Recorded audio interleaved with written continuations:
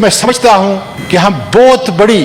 قانون اور آئین کے ساتھ زیادتی کرنے کے لیے جا رہے ہیں، گو کہ آئین کی جو تاریخ ہے انتہائی مسا اور انتہائی مشکل تاریخ ہے، اور اس سے ہم نکلے تھے۔ آپ کے لیڈر نے، پاکستان کے لیڈر ذوالفقار علی بھٹو نے اور سارے قائدین نے، جتنی بھی جماعتوں کے قائدین تھے، بڑا زبردست آئین جو ہے ہم بنا کے دیا تھا، جس کو آج کا یہ بل، جس کو میں کالا آئینی شکوں پہ مشتمل یہ بل کہوں گا، اس کو مسح کرنے کے لیے جا رہا۔ میں صرف ایک بات عذر تعظیم سے شیخ پرویز رشید صاحب کی گزارش کر رہا ہوں کہ خدارا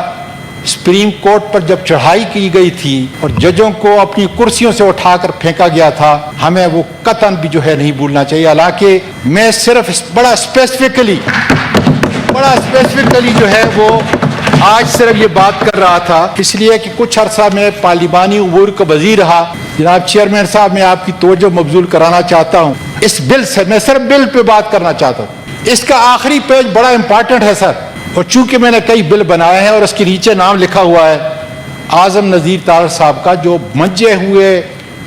وکیل اور جورسٹ ہیں، میں یقین سے کہہ سکتا ہوں کہ یہ بل جو اتنی اجلت میں بنا ہے، قومی مفاد کے خلاف، قومی مفاد کے حق میں نہیں، جس اجلت میں بنا ہے، میرا یہ خیال ہے کہ انہوں نے اس آخری پیج کو جو statement of objects and reason ہوتے ہیں، وہ بھی میرا خیال ہے ان کو پڑھنے کی فرصت جو ہے نہیں ملی، یا ان کو وقت نہیں ملا کہ کم از کم اس میں دیکھ لیں کہ جو ہم اس بل کے اندر امینڈمنٹ لے کے آ رہے ہیں، کیا یہ statement of object and reason جو ہے اس کا احاطہ کرتا ہے یا نہیں کرتا۔ میں کہتا ہوں کہ وہ نہیں کرتا، اس لیے کہ بنیادی طور پر ہم نے پرانے آرٹیکل 184(3) کی دھجیاں اڑا کے رکھتی ہیں، جس میں اوریجنل جوریسڈکشن جو تھی وہ سپریم کورٹ کی تھی، جس کی طرف ہر تکلیف والا،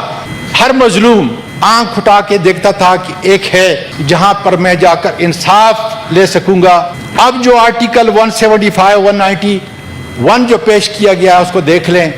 کہ کیا اس کے خد و خال اس سے ملتے ہیں یا نہیں۔ جوڈیشل انڈیپینڈنس، جس کے لیے آپ سب نے، میرا یہ خیال ہے، اور ہم نے اپنی قربانی پیش کی سارے ملک کے اندر، اس وقت میں اس کا نام نہیں لیتا، اس وقت وہ سپریم کورٹ کا جسٹس ہے، بڑا سینئر جسٹس ہے، لیکن اس کی طرف سے آواز آتی تھی کہ ہمیں ان چیزوں کی ضرورت تھی۔ میں سمجھتا ہوں پورے پاکستان کے اندر میں نے ان آزادی کے متوالوں کو کہ جو عدالت کی انڈیپینڈنس کے لیے کوشش کر رہی تھی، میں نے پانی جو ہے پہنچایا اپنے وکلاء کو، اپنے سیاسی قائدین کو۔ آج اس کا جنازہ نکل رہا ہے، سپریشن آف پاور جو بنیاد ہے اس کی، اس کو ریپ اپ کیا جا رہا ہے، اور آزادی، اب میرا یہ خیال ہے کہ جس طریقے سے ہمارے بنیادی حقوق کا جنازہ نکل گیا، اب جوڈیشری جو ہے وہ نہیں کہہ سکتی کہ وہ انڈیپینڈنٹ ہوگی، اور اس کی تفصیل دو منجے ہوئے وکلاء نے اپوزیشن کی طرف سے بڑی تفصیل کے ساتھ پیش کی، اس میں نہیں جانا چاہتا۔ فنڈامنٹل رائٹ جو آرٹیکل 8 اور 28 کے ہیں، کون گارنٹی دے گا اس کی؟ اب کہاں داد رسی کے لیے ہم جائیں گے؟ اس عمر کے اندر پرویز رشید صاحب 104 کیس مجھ پر 13 اکتوبر سے لے کر 13 اکتوبر 2022 سے لے کر اب تک ہوا ہے۔ 7 کیس ایسے ہیں، سب کیسوں کی تقریباً یہی ہے کہ جب میں اٹک جیل کے اندر تھا، اور FIR کے اندر لکھا گیا ہے کہ میں نے اسلام آباد کے 7 تھانوں کے اوپر 50 آدمیوں کے ساتھ جلغار کی، اور میں نے کئی کانسٹیبل کو زخمی کیا،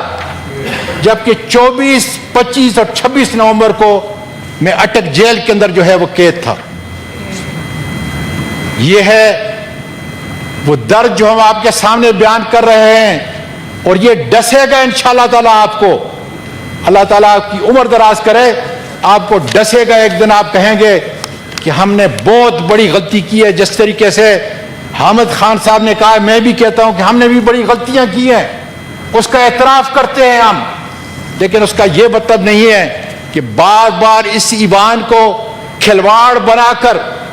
इस आइन को जो है उसकी रूह को तबाह किया जाए। आर्टिकल 243, मैं तो समझता हूं कि ये रूल जो हमारे और आपके जनाब आप कस्टोडियन हैं इस हाउस के, कि रूल 99 और रूल 120, ये किसी तरीके से आप इसको नहीं जोड़ सकते इसके अंदर, इसलिए कि आप जो बात कर रहे हैं वो कॉन्स्टिट्यूशनल फेडरल कोर्ट की बात कर रहे हैं। अब नए जुडिशरी बॉडी की क्रिएशन होगी और खुदा जाने मेरा मुल्क का आईन और ये सारे प्रेसिडेंट जो दुनिया के हैं वो कहां जाएंगे। फिर ओमिशन इतनी बड़ी है जनाब अली कि आप आर्टिकल 70 सब क्लास 3 उसके तहत जो है ये सारे जो केस हैं कहां जाएंगे, कोई पता नहीं है। ये ऑब्जेक्ट्स एंड रीजंस के अंदर बाकायदा तौर पे आना चाहिए था। इसलिए मैं कहता हूं कि मैं सिर्फ उसी बुनियाद के ऊपर जिसके ऊपर आप जो है ये लेके आ रहे हैं अपनी अमेंडमेंट, जब वही हॉल खाली है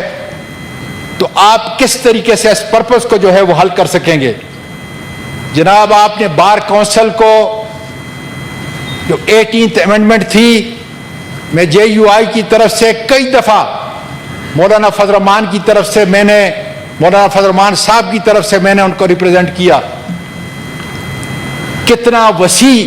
कैनवस था, कितनी वसी तौर पर हम एक दूसरे की बातों को सुनते थे, और इसीलिए हमने जो मुशर्रफ की, ज़ियाउल हक की जो ज्यादतियां थी इस कानून के साथ, इस आइन के साथ, उसको हमने रिवर्स किया। आज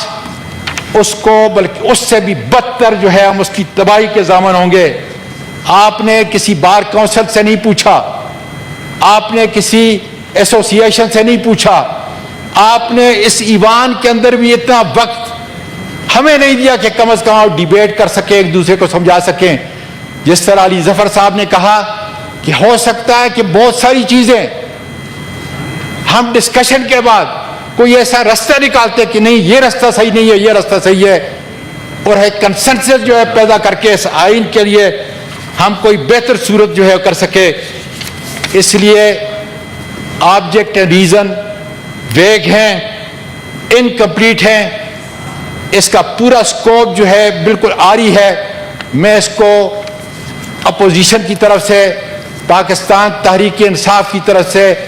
मुकम्मल तौर पर रिजेक्ट करता हूं।